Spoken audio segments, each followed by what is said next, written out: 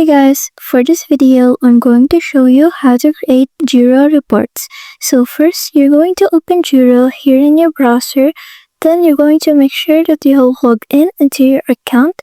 Then you're going to go here to the left sidebar where you'll be able to see all of your projects for your spaces.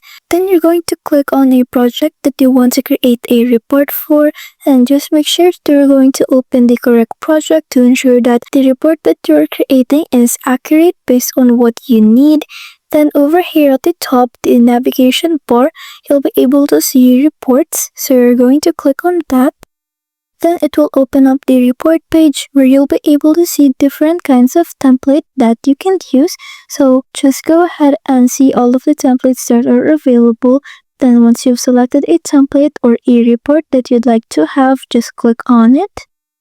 Then it will automatically generate the report for you. It will give you a chart that is a summary of your report. Then if you scroll down at the bottom, you'll be able to see an activity log, which is the basis of the report chart that it has given you. So I hope this helps, and thanks for watching.